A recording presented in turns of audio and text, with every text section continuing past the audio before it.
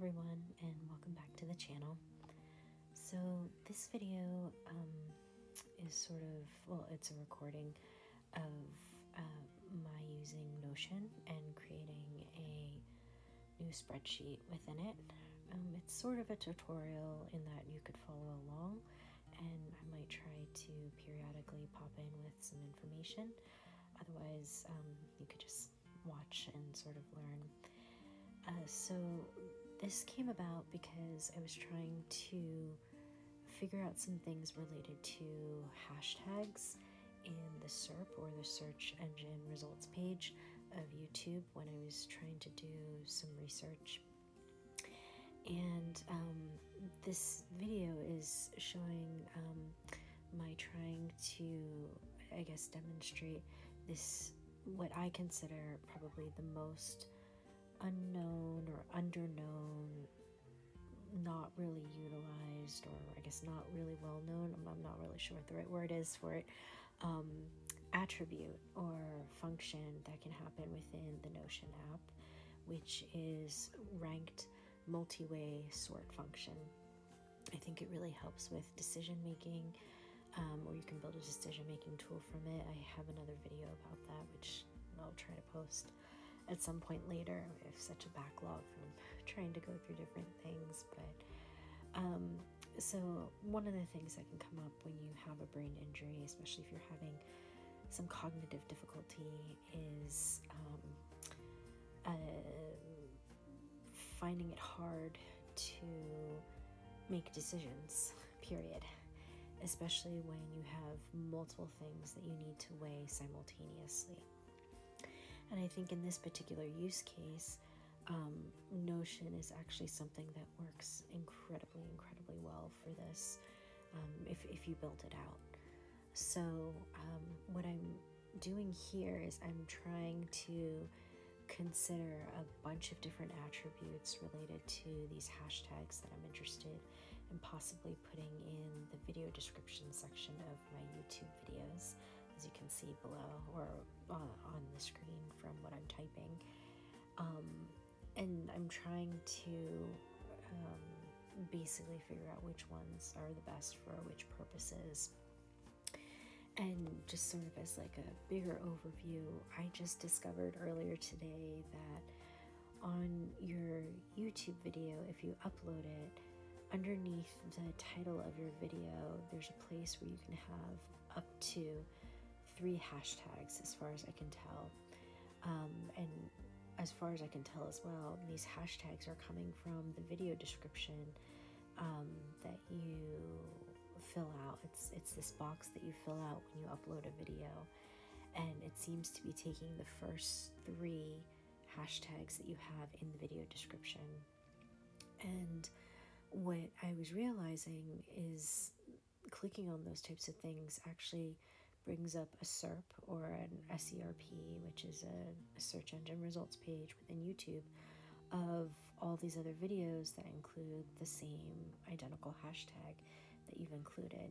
And it's actually interesting to see that certain hashtags are more popular or used more than others. Even it was definitely different from what I had thought. But also just from looking at the results, the first page of results that show up above the margin fold, the way the thumbnails for those videos are, the visual compositions are also very different. And just looking at those photos, kind of, at least to me as just an everyday person, and some of the descriptions and who the content creators are that are listed, who publish those videos, it seems like there are different types of creators who are posting these videos, sometimes individuals, sometimes groups, education entities, medical research or pharmaceutical companies, as well as large multimedia global conglomerates. And the purposes of those videos can vary from sharing news, sharing educational contents, sharing tips and strategies, or just general everyday life vlogs. And the people who are doing the talking in those videos, you can tell from the thumbnails are also different. Sometimes you can tell that it looks like it's an individual person talking about their specific testimony, their specific journey. And at other times you can tell it's extremely, extremely corporate or very professional. Not that you can't be an individual professional, but where you can tell that there was likely an entire team behind the concept and the execution of a specific video. So I realized in this process that there's probably two different things that I'm looking for. One is hashtags that would allow my content to hopefully be more search friendly, or as you would find with SEO or search engine optimization, I suppose, but also to surface creators who are making and who are creating similar type content, likely because they themselves are also affected personally by certain conditions, such as being a COVID long hauler, or also having a TBI or a traumatic brain injury. And I'm interested in finding more about others who are in similar scenarios and who are also trying to figure out this platform, which is pretty new to me, and see if there might be potential opportunities for knowledge transfer and sharing and amplification and highlighting of each other's work. But also, drawing from shared experiences and commonality, but also picking up different tips and tricks. One of the things I've learned along this journey is that everybody has something to offer, and sometimes it's something you can pick up right away, and sometimes it's something that you have to dig a little bit deeper and then you find some type of new thing. But I think when we're looking at trying to better our own personal quality of life and those that of whom we care about and or care for, I think that's incredibly, incredibly relevant. So for those who may not know about Notion is this, I guess it's a platform that does multiple types of things. So I come from an Excel background. I used to do a lot of things with spreadsheets, pivot tables, other types of database analyses. I used to do a lot of programming and scripting as well. Scripting in terms of, computer scripting. And I used to do a lot of strategy and analysis related things.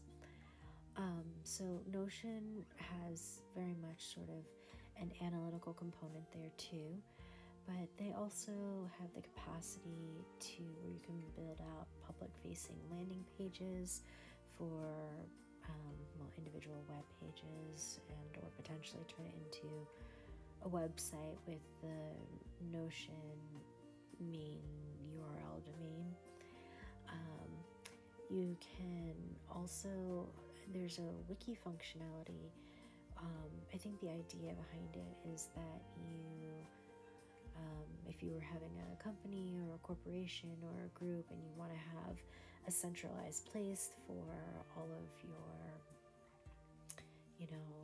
onboarding information for anybody who might be new and joining the group, or you're trying to find certain types of, it would be called in I guess in the creative space, it would be called a DAM, a DAM, for a digital asset manager. You can use it like a DAM in terms of putting your creative collateral all together in one space through hyperlinks. So it's sort of a cross between a bunch of these different things. There's also various views, such as if you come from a project management perspective, Gantt charts, or the capacity for that when you're trying to timeline out things or roadmap certain types of projects. There are also views that are under a Kanban style. It's Kanban, which is sort of Something comparable, I guess that's maybe more well known, would be Trello Boards. Trello Boards are actually a type of Kanban and style where you sort of slide different cards over into different columns. So there's also a calendar function view. There's so many different types of views that you can create and customization. So there is a little bit of a learning curve.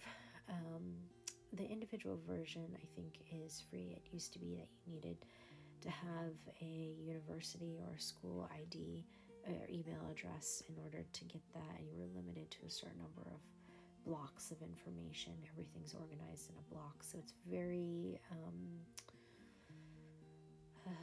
freeform is not the right word, open is not the right word. There's still some structure to the data that you're creating, which does have some type of, not necessarily a hierarchy, but there is some background structure built in. So if you're interested in Notion, you can definitely check it out, and I'd recommend it, but there is a little bit of a learning curve.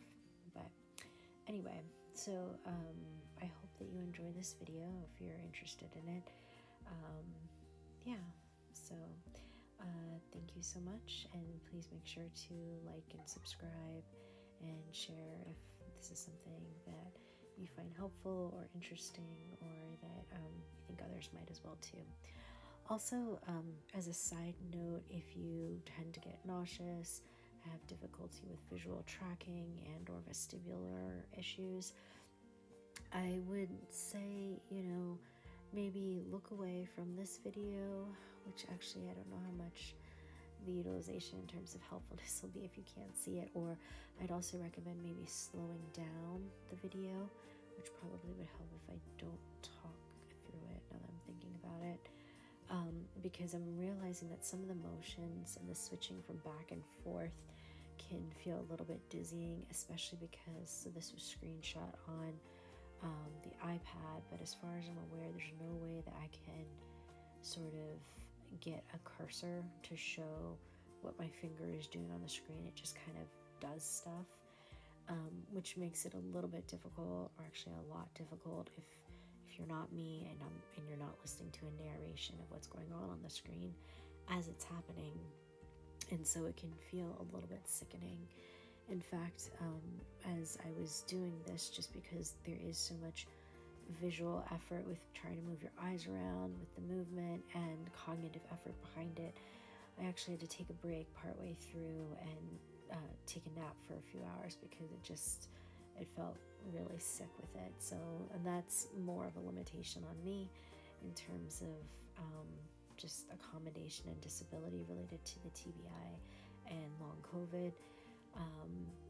Other people who do not have visual symptoms or difficulty with the types of things related to accommodation that would fall under the vision rehab category, this might not be an issue for you, and you might be able to follow along and watch just fine.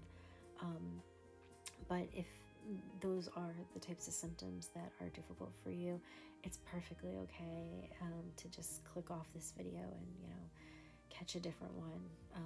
No hard feelings. I completely understand. Like I said, I ended up feeling sick while I was trying to make this video, and I've been trying to make this video for a bit, but it's in relation to this other post that I had online. So I was trying to hopefully get them all together and build on the momentum, but I've already had to take a bit of a nap. So, and even as I'm talking right now, I'm not really looking at the screen because I realize there's a bunch of flashing.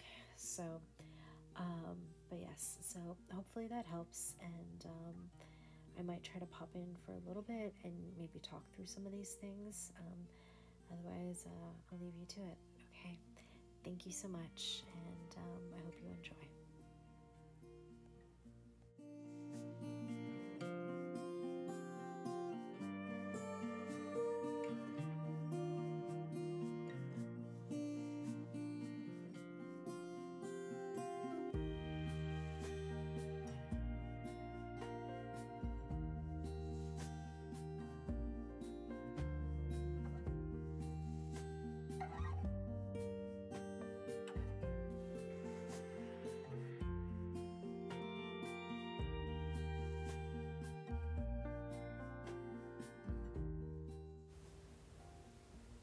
So what I'm trying to do here is I'm trying to create a new, basically the equivalent of an Excel spreadsheet or a table.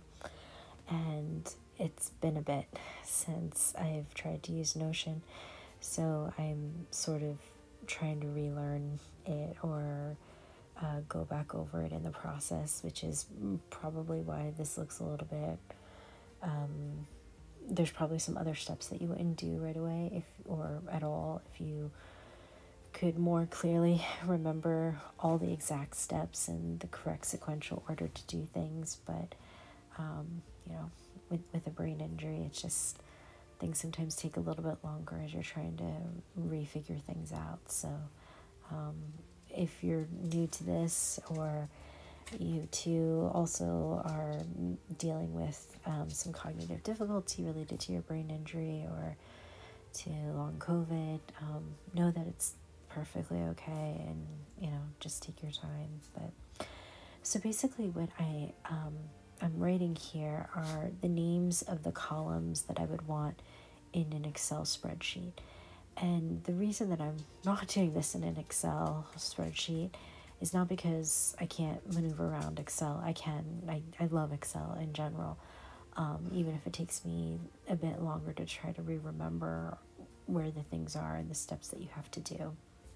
But the reason that I'm doing it in Notion is specifically because of the ranked functionality. So I think you can actually pull in, I feel like you can pull in like an existing spreadsheet, or maybe I'm just making that up. I can't remember. So either way, I'm just creating it within the native Notion app. So you can see here, I was thinking about the name of the hashtag, the video count, the number of channels who are making those videos with this specific hashtag. These are the things that were found in the upper left-hand corner of the YouTube SERP, the SERP, when I was looking at the hashtags that I was interested in, that I was screenshotting. And then I'm waiting for this to go down right now. I'm trying to figure out how to switch the type of value attribute from a number to, I think I was trying to figure out text, but really what you want to pick was select. So this is sort of, I guess this goes to a general data thing. So if you were to make a table, on a piece of paper with a pen, what you would write out is one thing. It's usually very straightforward. But if you want to do a bunch of functions on that table and resorting of things, it's the type of thing that probably works better in a program such as Notion. By the way, this is hashtag not sponsored, but hey, Notion, if you're interested, please reach out to me. I did send Notion email about this a while ago, but they said they kind of don't partner with smaller creators. I think you have to have like over 10,000 followers or something. So but maybe they'll reconsider, or maybe they'll better highlight things. I don't know. But so anyway, if you would write something on a piece of paper with pen, it's usually very straightforward. But when you take that information and you try to put it into something like a computer program or a computer application, which Notion is, you have to, make certain functions. There's the readability to a person, like you or I, you or me, like I, you, like you or me. And then there's the readability and understandability to a computer. And so because I come from a data background, things that I'm thinking about are, there's two main types of data.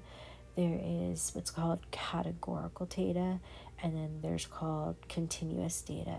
Continuous data is like numbers that go in an order. Well, they're not order.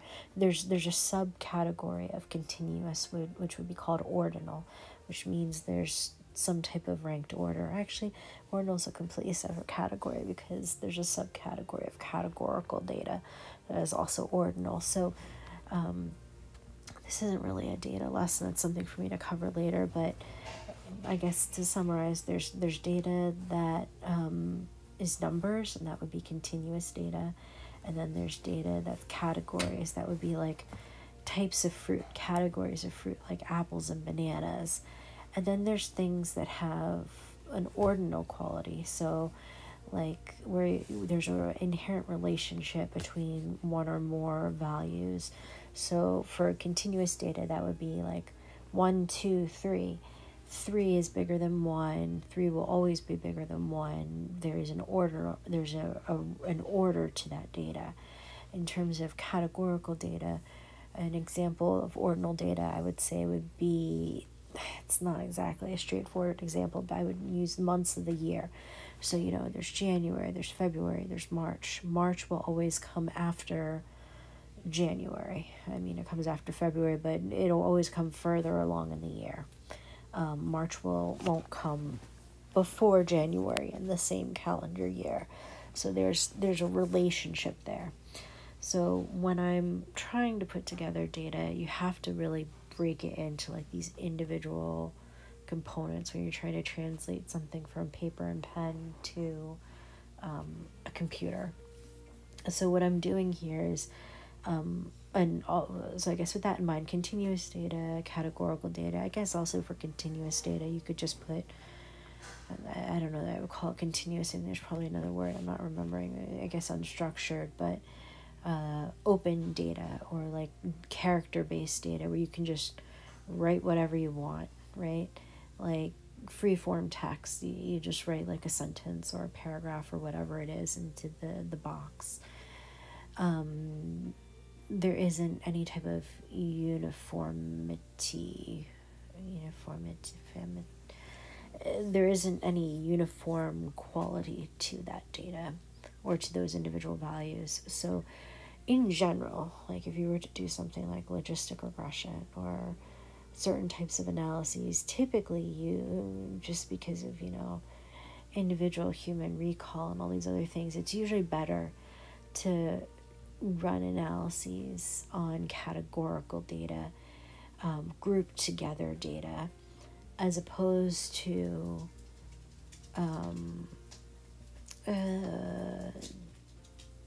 non-grouped together data. So I guess actually there's two big types of data. There's quantitative data, those are all your numbers, and then there's qualitative data, those are all your words or characters. I guess that's not conclusive, that's not mutually exclusive, but that's what I can recall at the moment in terms of trying to explain this. I guess the better thing to say for the time being is that there are different types of data. It's important to know what type of data you're trying to input. That's probably something to cover in a Notion tutorial on basic Notion versus what I'm trying to do here. So I guess what I would say is just make sure you're picking the right, here I guess it's called a property type. So make sure that you just pick the right property type for the individual column names that you're going to use. It's important, and I think that's helpful. So sometimes you end up with more columns. In fact, I'd say oftentimes you do, than if you were just making a paper and pencil type of chart. But it's kind of what you need to do in order to translate that into something that the computer program can understand.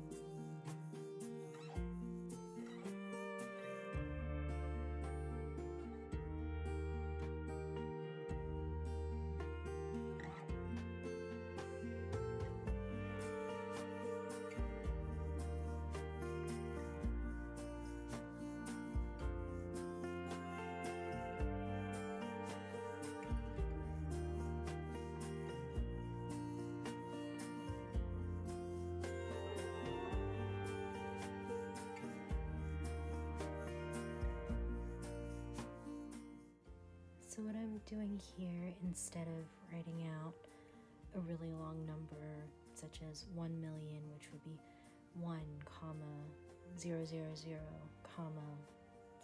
000, instead of writing that all out, I am looking to make a categorical column that talks about the unit of measurement, or I guess the unit of order.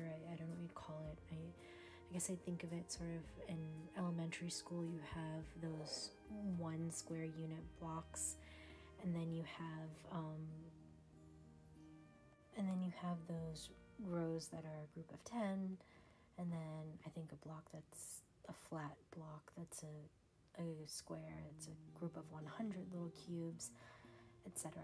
So I'm trying to do a similar type thing where I'm marking down tens and hundreds and thousands and millions, just so that I can still use the first part, like the 1.2 or the 900 or 30, whatever the number actually is, and then put everything that goes after it, like 1,000 or million or hundreds, whatever it is, and then rank order them so that when I sort them out later, the ordinal property is still sort of preserved.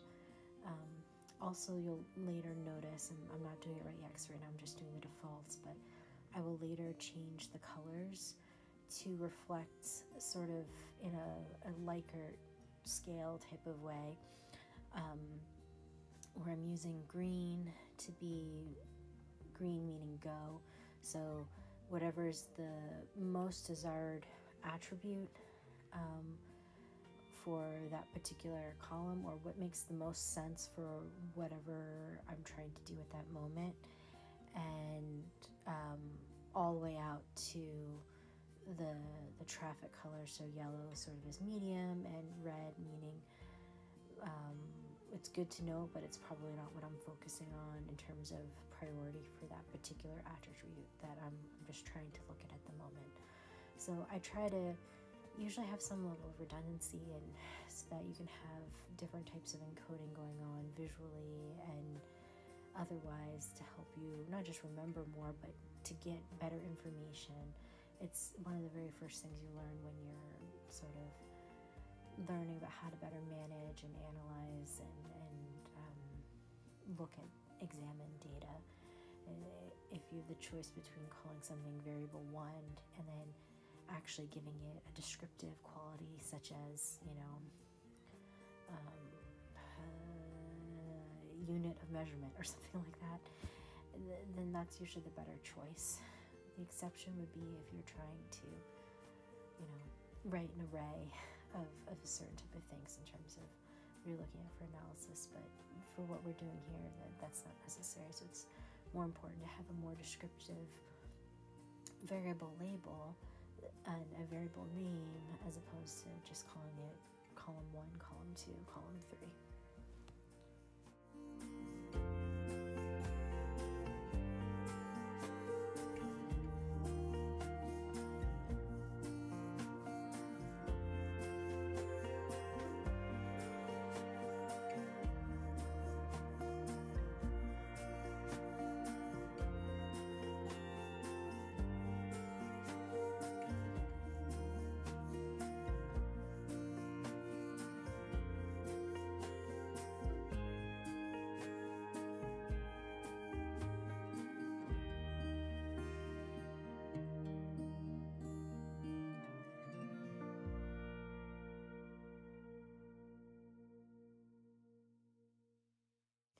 So what I'm doing now is just taking my time to fill in the chart with the different values for the different rows of the different hashtags that I'm looking at.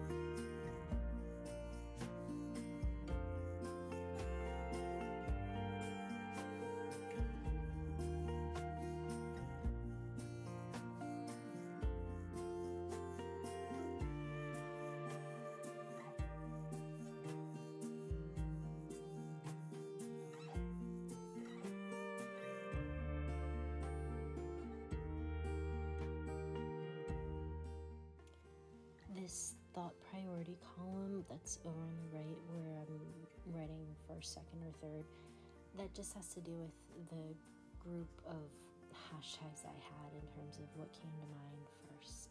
So if you look back at the notes app that keeps flashing up with the different hashtags, first corresponds to the first group, second corresponds to the second middle group, and third corresponds to the bottom group.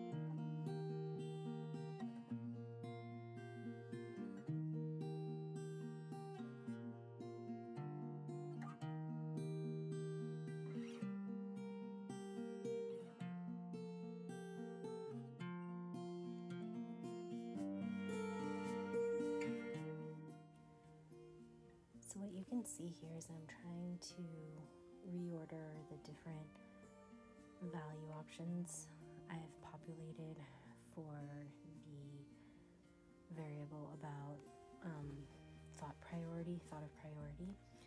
And I'm also going through and color coding them with the traffic light version, where green is what's most desirable in my eyes for the purposes that I'm creating this table for.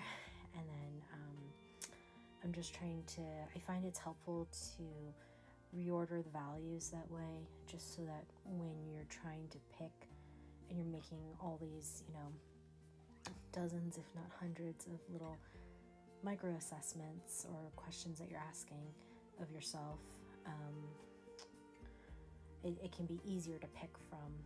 So in terms of speech therapy, one of the strategies that one of my main speech therapists gave me was that if you have difficulty with word finding,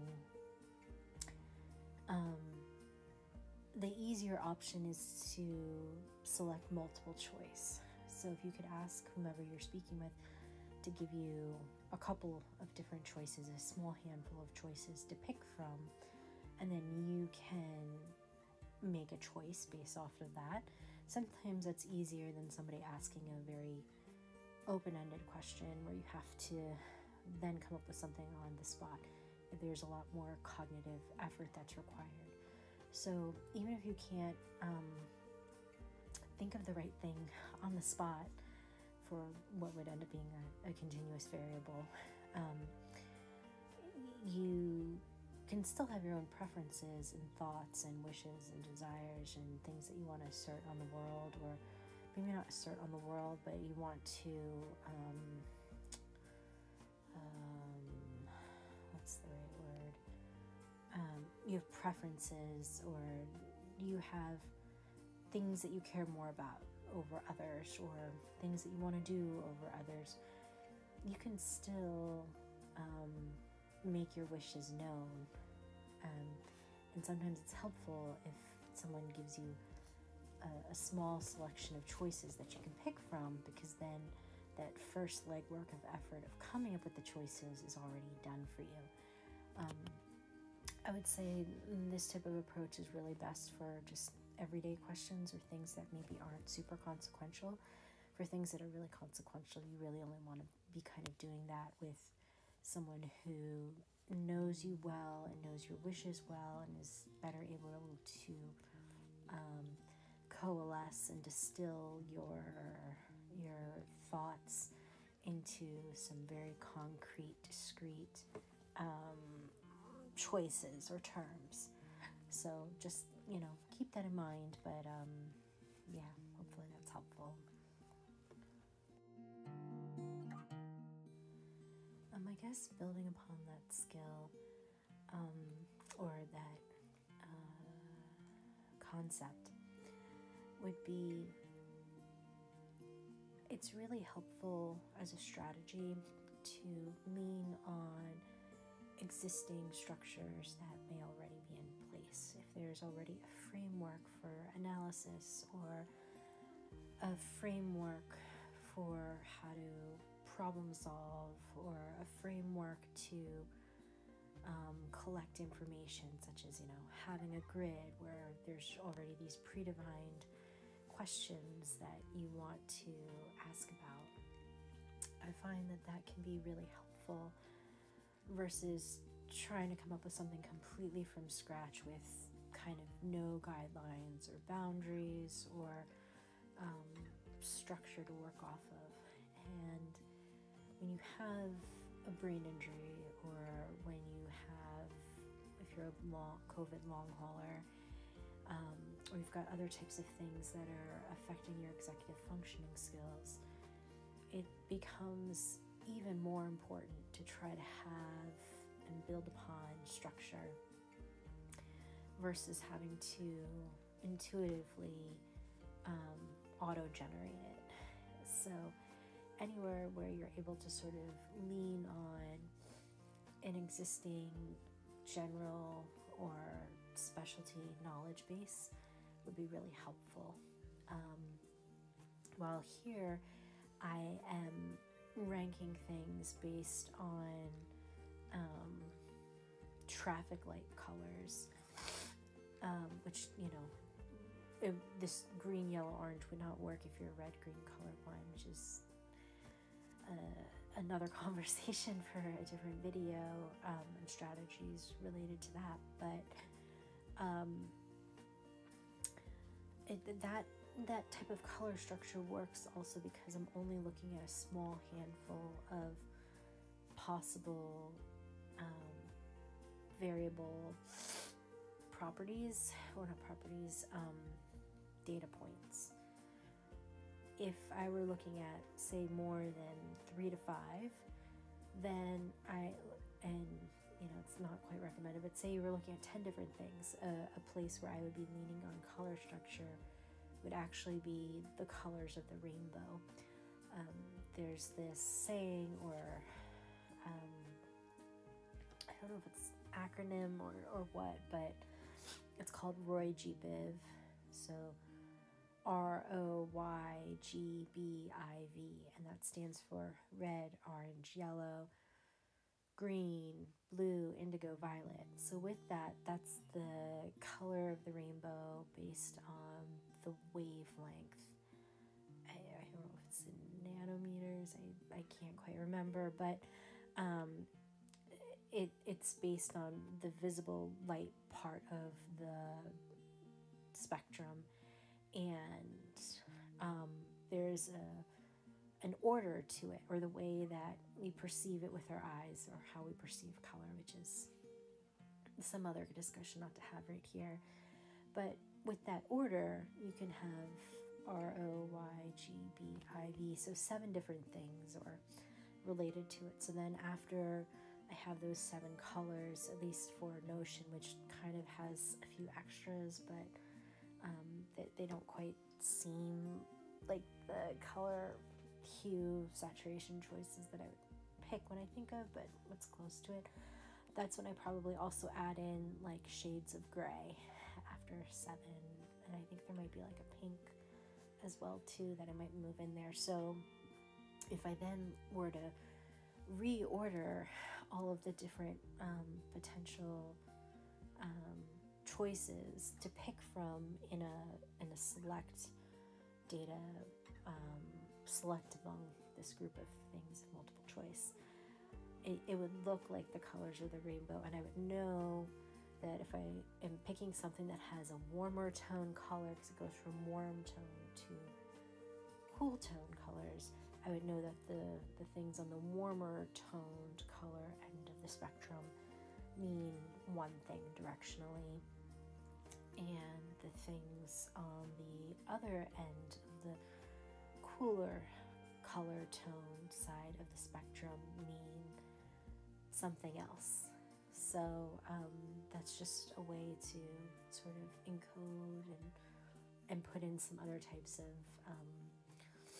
intuitive properties there, where you are looking at something that does have some type of ordinal value to it, or continuous value to it, even though they're being represented by discrete categorical inputs, expressions, choices, multiple choices of a specific variable.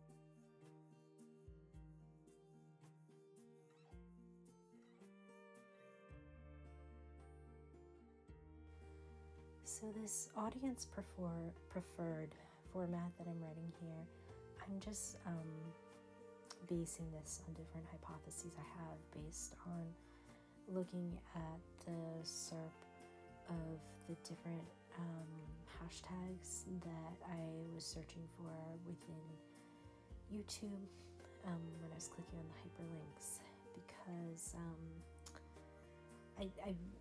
I'm guessing they may not be all correct, but I'm trying to make some sort of general assumptions in terms of video length format. And I think that this is probably relevant, at least for me here, because I'm still trying to figure things out, and I think that my videos seem to tend to run a bit on the long side as opposed to something that's super well edited down and very short. So I think it's probably helpful to know there, just as another data point. And it's relevant to me mostly because I am sensitive to the fact that my videos are probably definitely on the long end, and you have to kind of be really into the video to actually want to watch it all the way through. So I'm trying to be conscientious about that.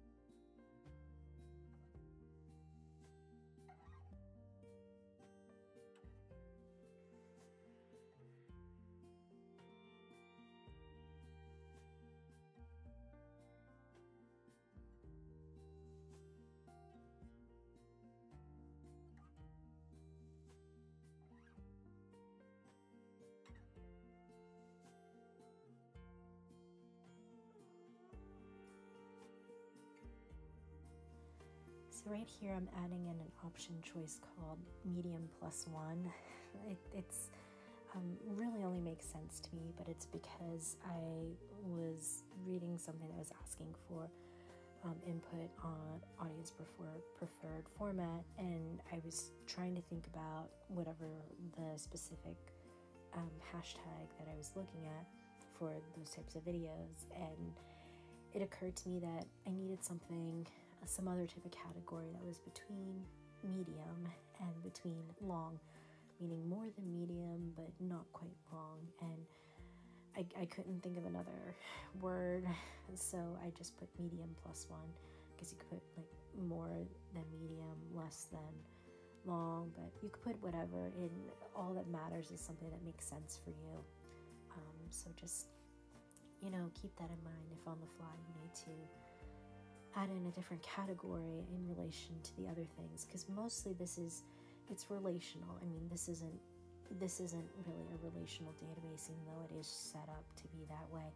Notion, if you look in the far left column, everything that's underlined technically can go, it's sort of the key part of this specific Notion table that can then link to other Notion tables if you wanted to set it up that way. But the way that I'm looking at things, I am looking at the individual item, the individual question, like what does the audience seem to be, or who does the audience seem to be for a certain type of hashtag videos. But it's a little bit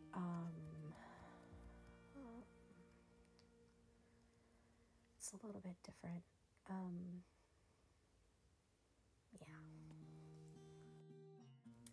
So I had to just stop recording the audio and then rewind and play back the audio, and this is actually something that's helpful if you have a brain injury in terms of trying to record your voice, just to remember. But in particular, that's helpful if you have difficulty with working memory, which is sort of manipulating things on the fly, which also includes thinking and then speaking and holding on to that train of thought. So what had happened was I lost my train of thought. So I'm trying to get better with it. I'm definitely better with it than I first was right after the brain injury, but it's still a work in progress, and it's still something I have to work on. So if you're facing those type of difficulties too, know that you're not alone, and I'll try to post some strategies about that. I have such a backlog of things because it just takes me so long to try to edit these things together. Yes, so let me think about for a second what I was talking about. Oh yes, so it had to do with analyzing.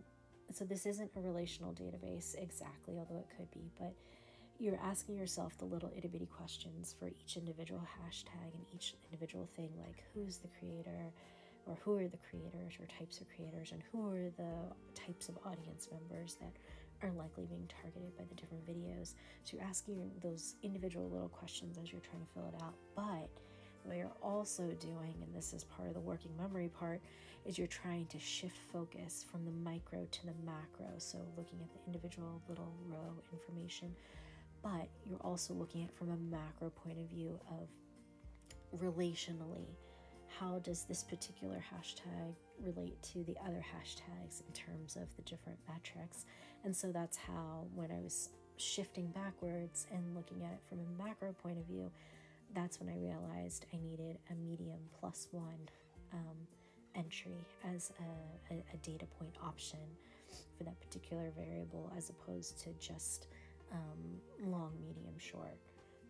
So this is working memory is it's an aspect of memory, just to kind of like give you a heads up, like from an executive functioning place, there's I think 4 or 5 different types of memory that are time-based, and then another like 4 or 5 types of memory that are maybe attribute-based. There's something else that I'm momentarily forgetting, but when people say they have difficulty with memory, that's just such a really broad term, and you really kind of want to know the more specific aspects of memory that you might have difficulty with. And it wasn't for me until I was in an executive functioning class as part of cognitive rehab that I learned about all these different types of memory, and now I can better pinpoint which are the types of memory I have difficulty with. And I have difficulty, at least for me personally, with pretty much every kind of memory except for long-term memory. Thank goodness, knock on wood. That type of memory is still preserved, which I'm still incredibly thankful for, because I know that's not always the case for everyone. And then there's also different aspects of memory in terms of how you make a memory, and the things that are involved with making a memory and storing a memory and then retrieving a memory. So you can have difficulty with all these other different sort of, if you've ever seen Harry Potter, and when they're in the Ministry of Magic and they're in like this elevator, so most of the time when you think of elevators, you think of things that go up and down, and if you think of that in terms of time, you could think of like going backwards in time and forwards in time, or how long it's been since a certain type of thing has occurred, like since the input that was supposed to be a memory has occurred. Well, in Harry Potter, they also have this elevator that doesn't just go up and down vertically, but it also perpendicularly goes forward and backwards. And the forward and backwards to me is what I think of in terms of the utilization of memory, which would be like the encoding the memory, or getting the memory and then the encoding part, and then the storing part, and then the retrieving part. So there are all these things that go back and forth, like that elevator in Harry Potter, where they go back and forth, and then they go up and down. But so there are all these different places that you can have difficulty with once you have a type of brain injury. Not everybody has it. Even people with the same type of brain injury, the way it presents itself can be very different. So I think, at least from a patient self-advocacy point of view, learning about those different types of attributes and as a patient, and even if not as a patient, as a loved one, or as someone who's really skilled as part of rehab, who can assess for all those different types and aspects related to memory, they can better help you pinpoint which are the areas that you personally have difficulty with, and then work with you with strategies to help compensate while your brain tries to recover. So that's a different conversation. I think I filmed something on that a while ago. I just haven't put it together yet, but it's something to keep in mind. So be sure to subscribe to the channel, and also check out the blog, and you can subscribe to that too, so that you can get updates on when new videos are posted, or new blog posts up, so that you can read about it when I finally get around to actually posting those things. So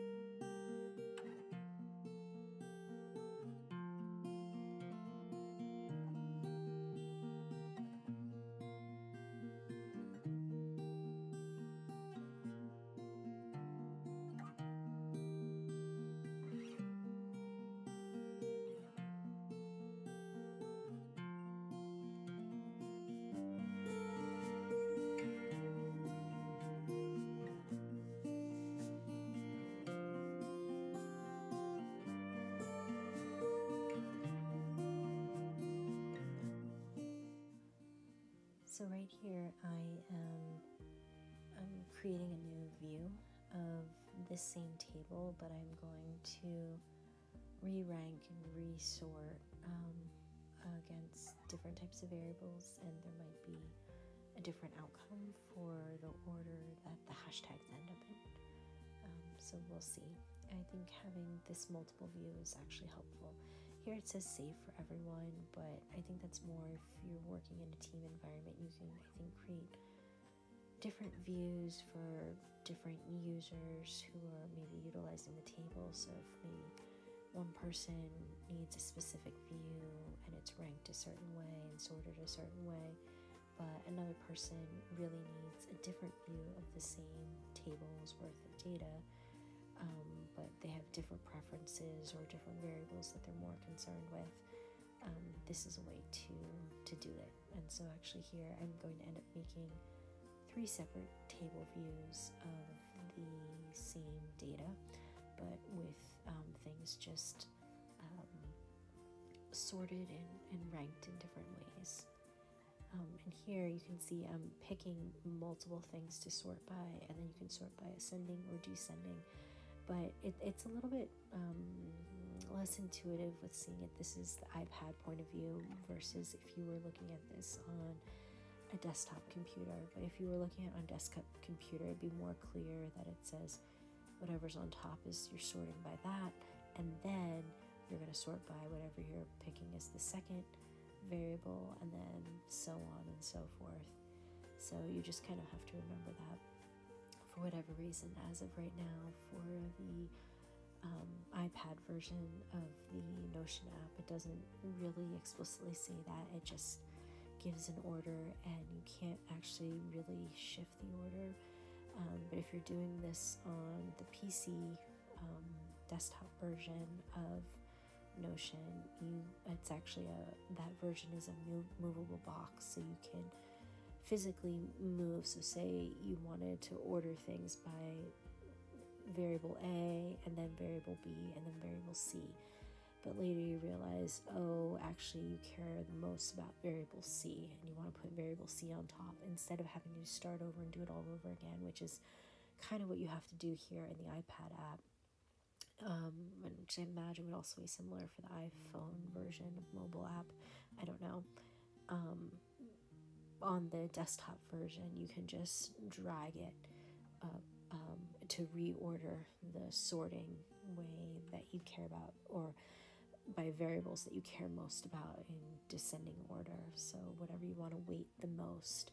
So this is sort of a way of proxy weighting, and what we're doing essentially is you're applying a variety of weights. First, you're applying it individually within the column.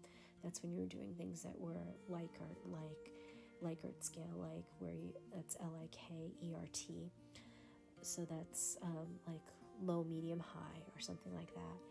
But now, instead of ranking within the variable, you're now going to rank among the variables, plural. And you're now making a decision on which among all of the different variable choices, which are the ones that you essentially care the most about. And then you are picking those orders, and then in the end, you're basically going to end up with a composite rank where you've got different variable weights about the things that you care most about versus the things that, and then plus a little bit of added stuff for what you care medium about, and then plus a little bit additional added information for what you care a little bit about, and then everything else you just don't bother to rank.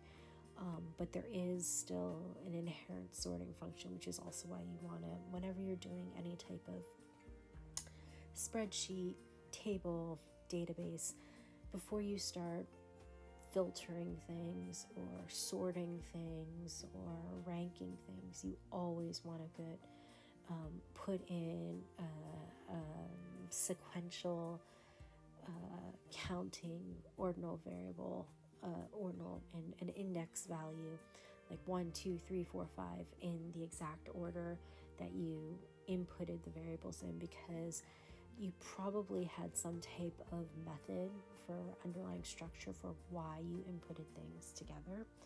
And so you just want to make sure to keep that in mind. So here I have sort of the blog post that goes along with this particular video, where I sort of detail things all out in a more readable format. So if you want to sort of see the results that I have from looking at this data that I pulled together and created in this data set, you can find it on this blog post. I will try to leave the link to it in the comment section of the video description here. I will also try to maybe figure out later if there's a way that I can link this particular test data set template structure, possibly for sale, maybe on like Gumroad or something like that, because I think there's a way that you can sell like Notion templates. You can obviously follow along with this video and try to make a similar type of thing on your own, but in case you happen to like the overall template and would like to adapt it to your needs, I may try to figure out how to post that online. If I am able to figure it out, I'll probably try to post a link to it in the video description as well, if you want to save yourself a lot of hours worth of time of putting something like this together and just go in and modify it for your specific needs.